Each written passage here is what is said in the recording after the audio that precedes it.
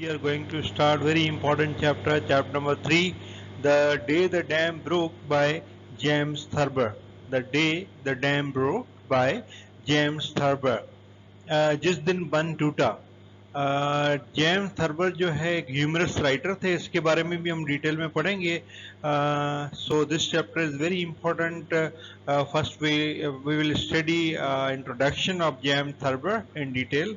Later on we will discuss the key point of the chapter and other remaining like paragraph explanations and question answer discussion. So let's start with the chapter number 3, The Day the Dam Broke by James Thurber.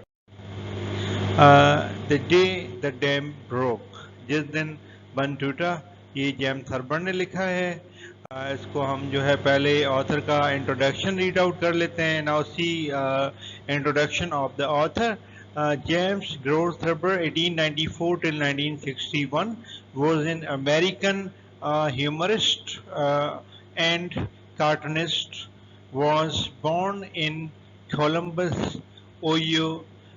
Thurber was best known for his contribution, both cartoons and short stories, as we have discussed, to the New Yorker magazines.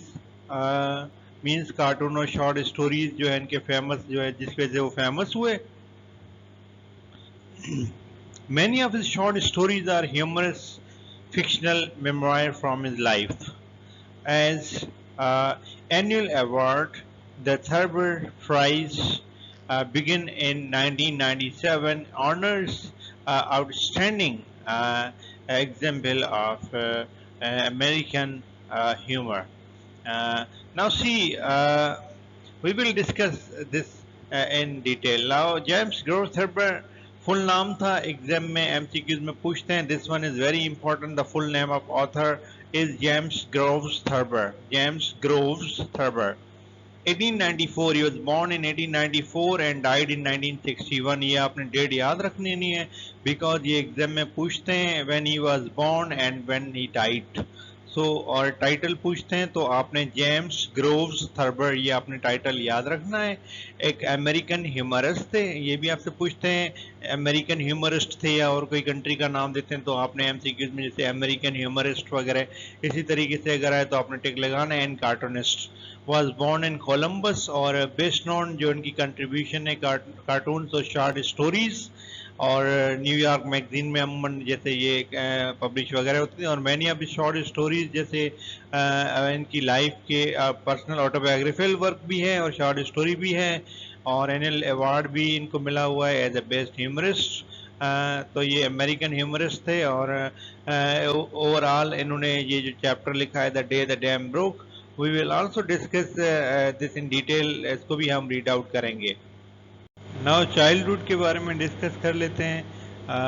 ये जो हम starting में James Thurber की details पढ़ लेते हैं because details is very important from examination point of view. Childhood के बारे में देखें. जेम्स थर्बर जो था two brothers and Williams and Robert. Once while playing game his brother William, ये जो उनके ब्रदर थे William, shot James in the eye with an arrow. ये जो एक इंसिडेंट हुआ था and because of the lack of medical technology, उस वक्त इतनी मेडिकल टेक्नोलॉजी नहीं होती थी. Thurber lost his eye and this injury would later cause him to be almost entirely blind. ये जो इस इंसिडेंट का उनकी आईसाइट के ऊपर बड़ा इम्पैक्ट पड़ा. During his childhood he was unable to participate in sports and activities, जिसकी वजह से बचपन में वो जो स्पोर्ट और एक्टिविटीज़ होती थी उसमें पार्टिसिपेट नहीं कर सकते थे because of his injury and instead developed creative imagination which he shared in his writings as we have observed. Now see, childhood. Thurber had two brothers, William and Robert.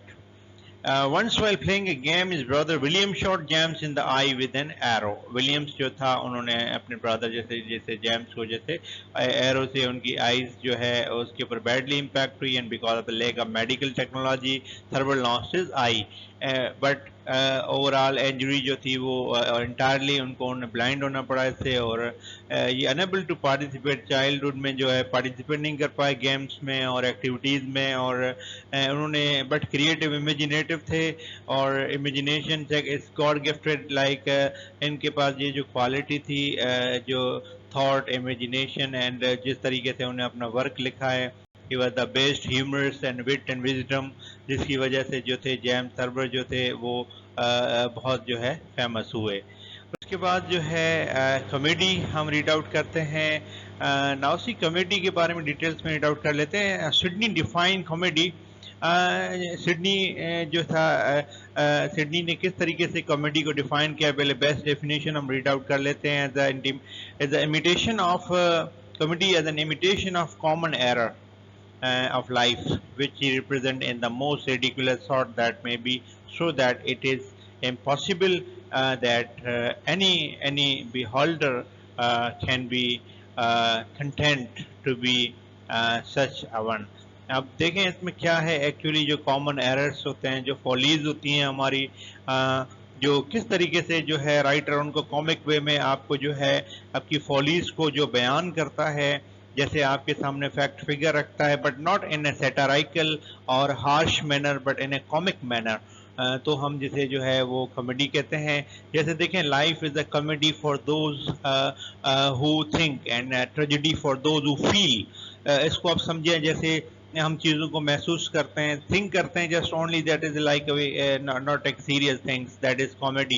And we feel something that जो हमें बिल्कुल जो है वो click करे और जिसे हम पछताओ हों, हमें रिपेंट हों, और जो हमारी ये जो है एक ट्रेजिक व्यू है। तो ओवरऑल राइटर ने जो कॉमेडी को डिफाइन किया है, इमिटेशन ऑफ कॉमन एरर और फॉलीज ऑफ लाइफ। जो राइटर जो है बिल्कुल जो है उसको कॉमिक वे में और नॉट इन ए हार्श और सैटारिकल मूड, और हमने जो है अपने कॉमिक वे में आपके सामने जो फैक्ट और फिगर रखता है, जो आप जैसे कहते हैं कि लाइक ये जो है कॉमिक व्यूज़, और जैसे हम कहते हैं ना कॉमेडी, जैसे in order to relieve from the tense and gloomy atmosphere, writer जो कॉमेडी जो है यूज़, जैसे कॉमिक राइटर होते हैं जो कॉमेडियन अमूमन, जैसे जॉन थर्बर जो है ह्यूमरस थे और उन्हें जो कॉमेडी वगैरह आपको जो है एक मज़ाहिया वे में जो है comedian as a comedian writer मज़ाहिया वे में आपके सामने जो है इस तरह का, जैसे डे द डैम ब्रोक, जैसे एक अफवाह एक र्यूमर था और उसको जो है उन्होंने आपको मज़ाहिया वे में बताया किस तरीके से लोग जो है वो भाग रहे होते हैं और जो है किस तरीके से लोग जो ईस्ट की तरफ भाग रहे होते हैं, पीपल बिकम कन्फ्यूज्ड। तो James day the dam broke is the Thurber sardonic affectionate view of human life, जो जेम्स थर्बर ने जो है उनको बड़ा ब्यूटीफुली डिपिक्ट किया है आपके सामने। उसके बाद देखें नेक्स्ट जो टाइप्स ऑफ कॉमेडी हैं उसको हम रीड आउट कर लेते हैं। नाउ टाइप्स ऑफ कॉमेडी, पहले जैसे comedy of humour, it present characters whose actions are ruled by a particular passion, trait, dispositions or humor। ये कॉमेडी ऑफ ह्यूमर है, ये भी हम रीड आउट कर लेते हैं। And comedy of ideas, it is a comedy which trying to debate in a witty and humorous fashion। I again repeat, it is a comedy which tend to debate in a witty and humorous fashion, ideas and theories, comedy of interviews। Number 3, it is a form of comedy which depends on an intricate plot full of surprises and tends to subordinate character to plot। Now ये इसको हम details में read out कर लेते हैं। First, comedy of humour. Comedy of humour with actions are ruled by particular passion, trait, disposition और humour. अमूमन humorous comedy जो होती हैं उसमें जो है कैरेक्टर्स जो होता है उनके एक्शन जो है, जिसमें जिस तरीके से ह्यूमरस वे में आपको सामने पेशेंस, फीलिंग्स एंड जिस तरीके से राइटर डिपिक्ट करता है कैरेक्टर को और उनको जैसे किस तरीके से मज़ाहिया बनाता है, that is like comedy of humour. And comedy of ideas में ये होता है कि जैसे जो आइडियाज़ और थ्योरी है and like witty remarks, witty ideas and humorous ideas और ह्यूमरस फैशन में उनको आपके सामने रखना और जो है लाइक आइदर डिबेटेबल हो, जैसे कॉमेडी ऑफ आइडियाज़ कहलाते हैं। इसी तरह एंट्रीग्यू साजिश को कहते हैं। जैसे कुछ इस तरह की, जैसे आप हमने जो वर्क कुछ राइटर्स के रीड आउट किए हैं जिसमें full of intrigues and plot and surprises, तो इस तरह में जो जो कैरेक्टर्स होते हैं वो किस तरीके से जो है उस इन्वायरमेंट में, ग्लूमी एटमॉस्फेयर में किस तरीके से अपनी जैसे क्वालिटीज़ और प्लॉट और जैसे कॉमिक वे में आपके सामने राइटर इंट्रोड्यूस करता है कैरेक्टर्स को, वो एंट्रीग्यूज या कॉमेडी ऑफ एंट्रीग्यूज कहलाती हैं, जिसमें it's totally suspense and full of surprise for you and उनका जैसे ओवरऑल कैरेक्टर जो होता है which depends on intricate plot. उसके बाद इसी तरह जो है, हाँ, हम नेक्स्ट जो हमारी comedy, comedy of manners. Manner कहते हैं अंदाज को, तरीके को। अब देखें द वेज ऑफ लिविंग जो है लोगों की डिफरेंट वेज ऑफ लिविंग होते हैं। अब जैसे देखें ना, इसमें ये बताया गया है कि behaviour of man and women living under specific social code. जैसे माशरे में जिस तरह जैसे लोगों के वेज ऑफ लिविंग अपने अपने होते हैं, तो किस मैनर में जो राइटर जो आपको वही उसी सोसाइटी की रियलिटी को आपके सामने डिपिक्ट करता है, that is called comedy of manner.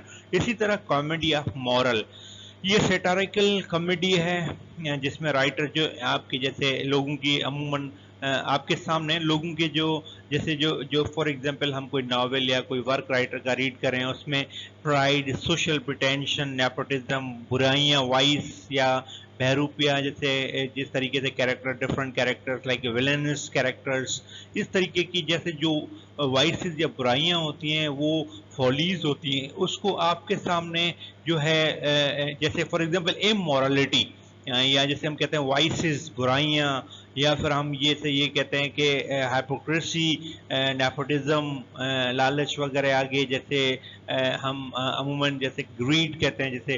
तो ये जिस तरीके से अगर हर जगह पे जो है एक जैसा मुआशरा नहीं होता, राइटर ने फॉर एग्जांपल कहीं किसी का एग्जांपल दिया तो उसमें जो बुराइयां या फॉलीज होती हैं वो आपके सामने राइटर जो है हार्श वे में या सैटरिकल व्यू में नहीं रखता है, उसको जो है आपके सामने उस ग्लूमी एटमॉस्फेयर को थोड़ा कॉमिक करके दिखाता है ताकि उनको एक मॉरल लेसन दिया जाए, that is comedy of morals. ठीक है, तो ये हमने रीड आउट किया। उसके बाद देखें कॉमेडी ऑफ मीनेस। ये जो हम चैप्टर रीड आउट करेंगे, the day the dam broke is like a comedy of menace, ये आपने याद रखना है और इसी को ही हम आगे रीड आउट करेंगे ना। उसी इस ये क्या है उसको फिर हम डिटेल्स में रीड आउट कर लेते हैं। It denotes the kind of story in which one or more characters feel that they are or actually are threatened by some obscure and frightening force. I again repeat, it denotes the kind of story in which one or more character feel that they are or actually are threatened by some obscure and frightening force, power, personality, etc. And the fear and menace become a source of comedy, grim or black. It shows human beings without convictions. Again repeat, it shows human being without convictions and with little hope, regulated by fate or fortune or incomprehensible powers. In fact, again repeat, in fact, human beings in an absurd predicament. As its darkest, such comedy is pervaded by a kind of sore despair. We can't do anything, so we may as well laugh. The wit is mordant and the humor sardonic. Now, day the dam broke is the affectionate sardonic behavior of human life. अब इसमें ये बताया गया है, या affectionate view of human life, affectionate view of human behavior, किस तरीके से जैसे राइटर ने जो है इसमें कॉमेडी ऑफ मीनेस को एक्सप्लेन किया है। अ, अब देखें ये जो है एक स्टोरी है, इसमें जैसे for example day the dam broke, इसमें एक्चुअली जैसे किस तरह जो है कैरेक्टर जैसे लोग जैसे फ्राइटन हो जाते हैं, खौफजदा हो जाते हैं, उनको लगता है पानी उनके घरों तक आ जाएगा। तो ये जो एक फियर होता है और जिसमें हम जो है हम समटाइम ये हम उन फियर में आ जाते हैं, लाइक उस ग्रिप में, जैसे कहते हैं फोबिया जो होता है, एक डर होता है। हम जो हमें लगता है कि उस राइटर कहता है कि लोग जो होते हैं उनको ये लगता है कि पानी उनके घरों तक आ जाएगा। तो हम सिर्फ क्या करते हैं, जैसे we can't do anything as we may as well laugh because the wit is modern and the humour is sardonic. तो ये जो है एक स्टोरी जिससे डे द डैम ब्रोक है, उसमें कॉमेडी ऑफ मीनेस है, as a source of comedy, जिसमें एक किस्म का फियर, एक किस्म का फोबिया जो होता है लोगों को, जैसे उनको लगता है कि ये डर है, मतलब उनके ध्यान में बैठ जाता है कि अगर पानी उनके घरों तक आ गया तो वो डूब जाएंगे, तो वो अपने घर छोड़ के ईस्ट की तरफ भागना शुरू करते हैं। इवन वो सब चीज़ें जो है किसी को कंफर्म करने की कोशिश नहीं करते एक्चुअल क्या हुआ है क्या नहीं है, बिकॉज एमरजेंसी सिचुएशन में जैसे इंसान का जहन उस तरीके से वो जैसे उन चीज़ों में वो एक डर सा होता है और इंसान कंफ्यूज हो जाता है। तो it in fact human being in an absurd predicament and target such a comedy is pervaded by kind of absurd despair।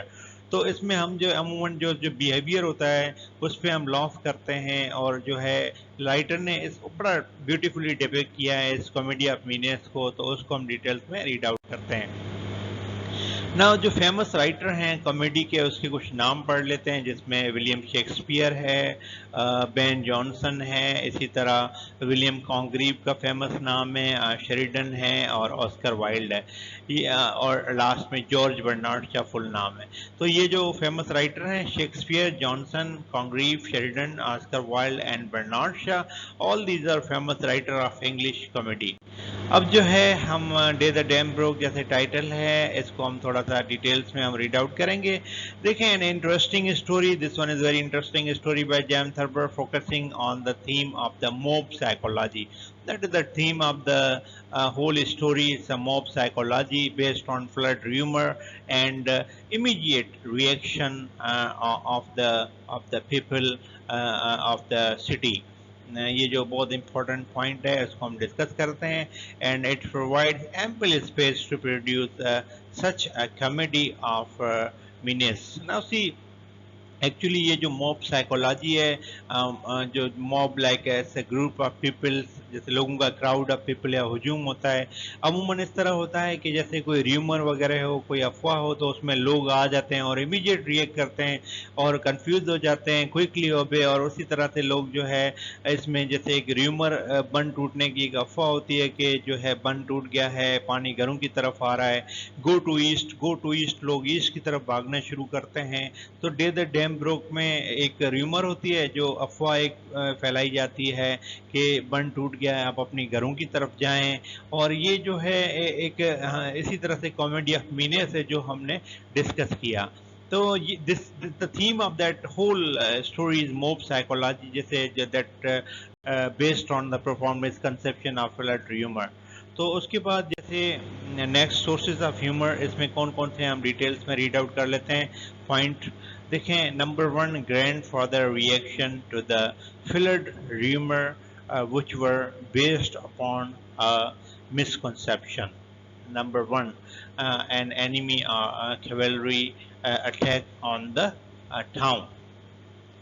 Analysis of city engineers, another important point we will discuss.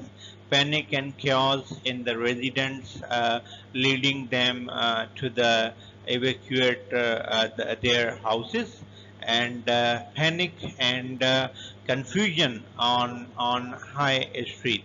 ये बहुत ही important point है, इसको हम read out कर लेते हैं। देखिए, James Thurber के जो ग्रैंडफादर थे वो 170 पाउंड उनका वेट था और हैवी मैन थे। वो अपना जो है घर छोड़ने के लिए तैयार नहीं थे। उन्होंने ये कहा कि it's only a performance conception, कोई बन नहीं टूटा है और हम अपने घर में ही रहेंगे।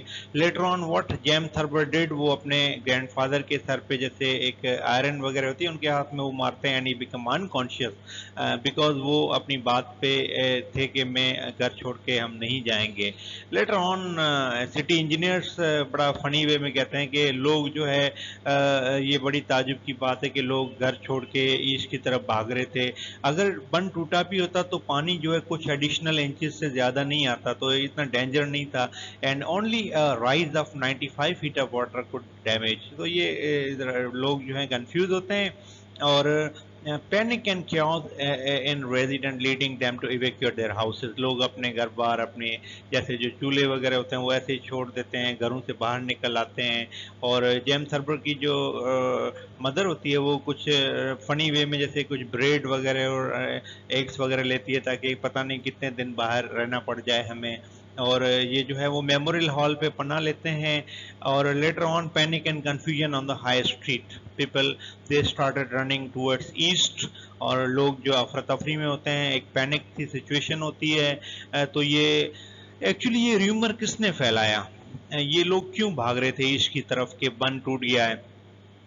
a person was talking with his wife on phone, और वो जैसे एक मैरमो रेस्टोरेंट था उस पे उनको मिलना था और सडनली फॉरगॉट। तो लेटर ऑन व्हेन इनकी वाइफ उन्हें कहती है कि आपको मैरमो रेस्टोरेंट पे आपने कहा था कि यहाँ आपने आना है, देन ही स्टार्टेड रनिंग। और फिर जो है आसपास जो लोग होते हैं वो जो आदमी जो बात कर रहा होता है वो कहता है डैम शट आई फॉरगॉट, मैं भूल गया। तो उस डैम वर्ड को लोग समझते हैं कि either is talking about dam and dam is broken. तो जो है इस वजह से आदमी भाग रहा है and someone cried dam broke and the people started crying dam broke dam broke. और जैसे अखबार फरोश लड़का और फिर एक ओल्ड लेडी, इसी तरह पूरे सब जो लोग होते हैं उसमें एक बात यही फैल जाती है कि बंद टूट गया है, बंद टूट गया है, ईस्ट की तरफ भागे हैं। In this way crowds gathered और हजारों में लोग जो होते हैं वो रोड पे जो है भागना शुरू कर देते हैं। इसी तरह नेक्स्ट हम रीड आउट करते हैं इंपॉर्टेंट पॉइंट। देखें आगे इसमें क्या बताया गया है उसको हम रीड आउट करते हैं one by one. Lieutenant colonel quick response to imperative utterance of a small girl, that one is very important event, and distances of people ran, ये भी हम डिस्कस करेंगे। The restoration of order when the military men arrived, announcing through megaphone, ये भी हम read out करेंगे। And theatre episode, that one is very important. Wild and confuse run of a tall woman, ये भी हम discuss करेंगे। And doctor Malorie and the next day, all these are important headings and we will discuss one by one. Now see, Lieutenant Colonel quick decision, quick response to the imperative utterance of a small girl. What happened, एक लड़की जैसे छोटी जैसे इनकी जैसे बेटी की as जितनी जैसे वो भाग के आ रही होती है, कर्नल सेफ्ट जो होते हैं सारी जो लेफ्टिनेंट कर्नल होते हैं वो कर्नल जो है ये समझते हैं why she is coming towards me, और उन्हें लगता है कोई ऐसी बात है और बहुत सारे लोग भाग रहे होते हैं। तो कर्नल जो है उस लड़की को जो है स्मॉल गर्ल जो होती है उसको गोद में उठा लेता है और without asking anything started running and without confirming later on when he asked from a small girl what happened, वो लड़की कहती है कि डैम ब्रोक एंड कर्नल जो होता है वो क्विक डिसीजन लेता है, भागना शुरू करता है और उन्हें लगता है कि बंद टूट गया है और भागना चाहिए। और वो उस लड़की जो स्मॉल गर्ल होती है उसकी बात पे यकीन कर लेता है और एंड क्विक डिसाइड करता है और उनकी बातों में मतलब जैसे जो लोग भाग रहे होते हैं तो सिचुएशन को देख के कर्नल भी भागना शुरू करता है। द डिस्टेंसेस द पीपल रैन, कुछ लोग जो है 5 माइल्स कुछ 10 माइल्स तक भागते हैं, कुछ लोग थक जाते हैं, फ्रैंकलिन पार्क में दरख्त के ऊपर चढ़ जाते हैं। तो ये सब लोग जो है वहाँ पे भागते हैं और restoration of the order when the military men arrived announcing through megaphone. Military men जो है वो megaphone पे announce करते हैं dam is not broken, dam is not broken. सुबह से शाम हो जाती है, कोई पानी आने के चांसेस नहीं होते, तो लोग शायद ये समझते हैं, एक और अफरा तफरी फैल जाती है, लोग समझते हैं कि ये अनाउंसमेंट कर रहे हैं dam has now broken, dam has now broken. Actually the dam has not broken, they were announcing. लोग उसको गलत समझते हैं, वो कहते हैं नॉट ब्रोकन की जगह वो समझ रहे हैं कि ये कह रहे हैं dam has now broken, and again people started running. फिर थिएटर एपिसोड है, इसमें ये बताया गया जैन तरवर की जो खाला होती है वो एक मूवी देख रही होती है और वो कहती है कि पर्सन सिटिंग बिहाइंड मी, वो एक डॉग ट्रॉट मूवमेंट के थ्रू वो थोड़ा सा आगे जाता है और गेट की तरफ जाता है और बाहर बहुत सारे लोग भाग रहे होते हैं। एक लेडी जो है वो उनको हमेशा लगता था कि सिनेमा में कभी भी आग लग सकती है, वो कहती चिल्लाती है फायर फायर फायर और पीपल स्टार्टेड रनिंग। तो ये सब जो है अफरा तफरी होती है। And wild and confuse run of a tall woman, एक बूढ़ी औरत जो होती है approximately aged about 50 to 55, she was running full tilt. And James Thurber की जो ऑन्ट होती है वो कहती है मैंने बहुत कोशिश, वो मैंने देखा कि बड़ी जो है स्पीड से वो जैसे भाग रही होती है। एंड उन्होंने जेम्स थर्बर की खाला ने कोशिश करके वो उनके करीब पहुंचती है, पूछती है what happened. She replied as from God, और वो शी वाज अफ्रेड, वो डरी हुई थी और उन्हें लगा कि इतना टाइम नहीं है मेरे पास सब कुछ बताने का। तो इस तरह की सिचुएशन थी, people were scared and they were running towards east, और बिल्कुल उनके पास टाइम नहीं था कि पीछे मुड़ के भी देखें। एंड डॉक्टर मिलरी जो था वो रॉबर्ट ब्राउनिंग की तरह दिखता था, एक पढ़ा लिखा आदमी था। वो जो है एक इसके पीछे लड़का जो होता है स्केट शूज पे आ रहा होता है, and doctor Mallory mistook the sound of skate shoes as the rushing sound of a water and he started running. When he realise, जब वो ये रियलाइज करता है कि ये पीछे पानी के आने की आवाज़ है, वो और तेज से भागता है। जब लड़का उनके करीब से गुजर जाता है, लेटर ऑन डॉक्टर मिलरी रियलाइज के व्हाई आई वाज रनिंग, ये कोई पानी के आने की आवाज़ नहीं है, ये स्केट शूज की जो है it was the rushing sound, not a rushing sound of a water, ये जो स्केट शूज की आवाज़ है। तो डॉक्टर मेलोरी जो है इसी तरह इसी सिचुएशन में जो है बिहेव करते हैं। नेक्स्ट डे ऐसा लगता है कि कुछ हुआ ही नहीं है, लोग अपने अपने कारोबार में बिजी हो जाते हैं और लोगों के पास टाइम नहीं होता इवन रुक के कार स्टार्ट करें, because in those days there were crank car. And अमूमन जो लोग जो होते हैं वो अपने कारोबार में बिजी हो जाते हैं and it look like nothing has happened. पर जब भी कोई बात करता है कि क्या हुआ था उस दिन, तो अमूमन उसको काफ़ी टाइम गुजर चुका है, बट फिर भी लोग ये रियलाइज़ करते हैं, उनको लगता है कि जो कुछ हुआ अच्छा नहीं हुआ है, एंड दे फील अशेम्ड। इसी तरह objective of a comedy, comedy में be source of pure fun and entertainment. ये जो कॉमेडी है, कॉमेडी ऑफ मीनेस, जिसमें हमने रीड आउट किया, एक पूरा फन और एंटरटेनमेंट है, because James Thurber was humorous writer. इस पूरी सिचुएशन को वो फनी वे में आपको बताता है। Yet I agree with Sidney that it has a serious function to perform, but we watch people indulging in errors.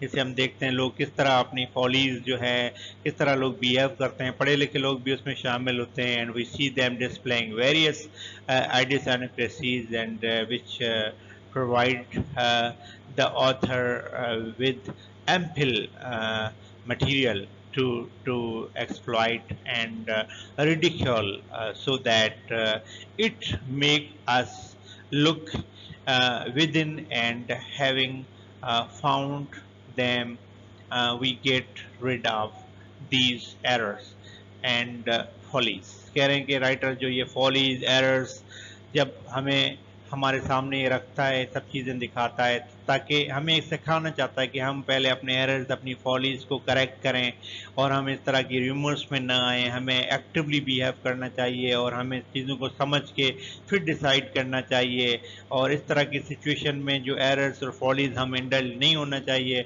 Because ये जो है हमें क्विक डिसीजन नहीं लेना चाहिए। हमें जो है राइटर जिस तरह से जैसे ये satirical exploit and ridicules and look it make us look within and having found them, we get rid of these errors and follies. हमें इन errors और follies को ख़त्म करना चाहिए और हमें जो है जिस तरीके से बिहेव करना चाहिए, सोच समझ के स्टेप लेना चाहिए और हमें किस तरह की किसी भी कोई भी र्यूमर्स में हमें नहीं आना चाहिए।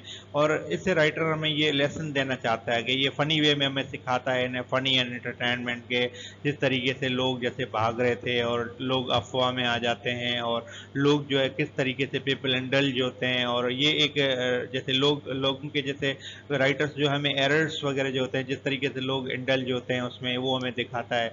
और ये सब जो है राइटर को एक मटेरियल मिलता है उसको एक्सप्लॉइट करना, रिडिक्यूल करना और लिखना, ताकि एक हमें वो लेसन देना चाहता है कि इस तरह की सिचुएशन को हमें कैसे डील करना चाहिए, not with the quick temper. और हमें जो है इतना क्विक टेम्पर नहीं होना चाहिए और हमें सोच समझ के कोई भी काम है कोई भी फैसला लेना चाहिए। ये जो हमने रीड आउट किया ओवरऑल स्टोरी, जो हमने day the dam broke by James Thurber हमने डिटेल्स में रीड आउट की। और इसी के जो है हमें कमिंग क्लास में important question answer word meaning इस चैप्टर की बहुत इंपॉर्टेंट है, we will discuss it in detail and briefly. Overall जो है जो क्वेश्चन आंसर है जिस वे से पूछा जाता है, way of asking is totally different. तो ये हमें उस तरीके से मेन क्वेश्चन हम डिस्कस करेंगे। होपफुली ये पूरा चैप्टर आपको समझ में आ गया होगा and in our next class we will discuss question answer word meaning of same chapter, The Day the Dam Broke by James Thurber. Thank you for listening.